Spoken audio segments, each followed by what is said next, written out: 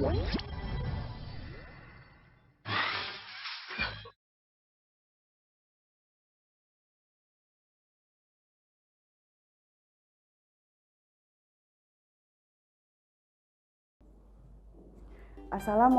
warahmatullahi wabarakatuh.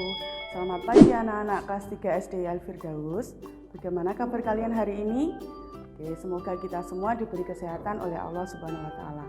Sebelum kita mulai belajar, kalian siapkan dulu ya alat tulis kalian terlebih dahulu.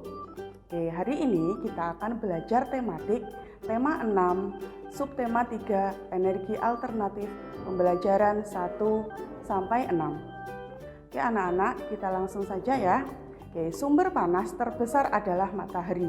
Matahari juga termasuk sumber energi alternatif. Sumber energi alternatif yang dapat digunakan dalam kehidupan sehari-hari, misalnya yang pertama, energi air. Gerak air dapat diubah menjadi energi listrik dengan menggunakan alat generator. Pada bendungan biasanya terdapat PLTA atau bisa kita sebut dengan pembangkit listrik tenaga air. Generator inilah yang mengubah energi gerak menjadi energi listrik.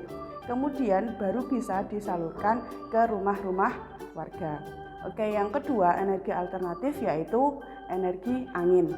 Angin adalah udara yang bergerak. Energi angin dapat dimanfaatkan untuk menggerakkan kincir angin. Angin juga dapat dimanfaatkan untuk menggerakkan perahu layar. Energi angin alternatif yang murah dan tidak menimbulkan polusi. Yang ketiga, energi alternatif yaitu energi matahari.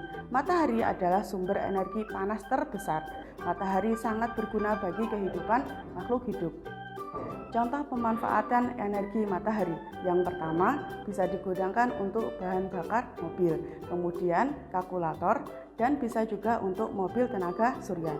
Energi yang keempat yaitu energi panas bumi atau disebut geotermal. Bumi tersusun oleh beberapa lapisan. Energi panas bumi disebut geotermal. PLTP adalah pusat listrik tenaga panas bumi. Anak-anak, kita langsung membahas tentang hak dan kewajiban. Sumber energi di bumi dimanfaatkan oleh semua manusia. Setiap orang berhak menggunakan dan setiap orang memiliki kewajiban untuk menjaganya agar dapat digunakan secara terus-menerus.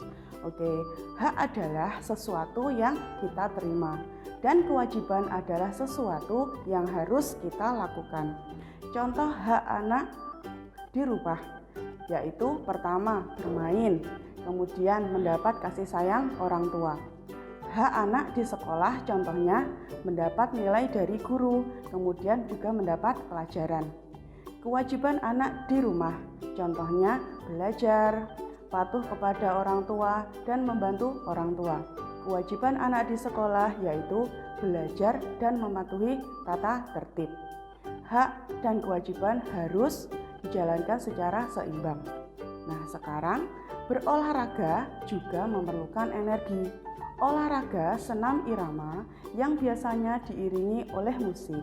Musik diperoleh dengan memutar keping VCD.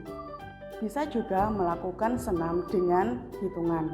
Anak-anak berolahraga menirukan gerakan matahari dengan cara berputar.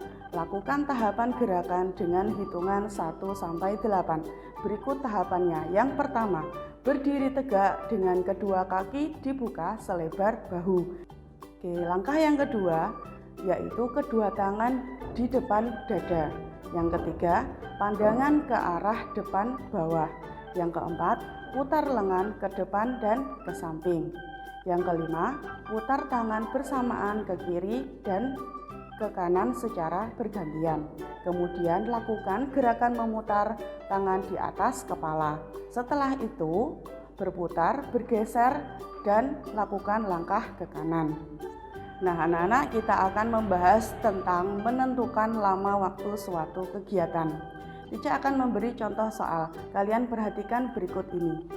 Contoh yang pertama, Rima bermain pukul 9 pagi sampai jam 10 pagi. Lama waktu dapat kita lihat pada jam. Kemudian, berapakah lama Rima bermain? Kalian bisa hitung ya di situ ya. pada awal Rima bermain pukul 9, kemudian sampai selesainya pukul 10. Jam berapa Rima selesai bermain? Berarti jam 10 ya, berarti lama bermain Rima yaitu 1 jam. Kemudian kalian perhatikan contoh yang kedua. Bobby bermain layang-layang pukul 15 sampai 16.30. Lama waktu dapat kalian lihat pada jam. Berapakah lama Bobby bermain layang-layang? Nah, kalian bisa hitung di situ. Berapa jawabannya? Nah, betul sekali. Bobby bermain layang-layang selama 1 jam lebih 30 menit. Oke, kita teruskan ya. Sekarang kita akan membahas tentang briket tempurung kelapa. Indonesia memiliki banyak sumber energi alam yang beraneka ragam. Sumber daya alam juga dapat digunakan sebagai energi alternatif. Contohnya briket arang.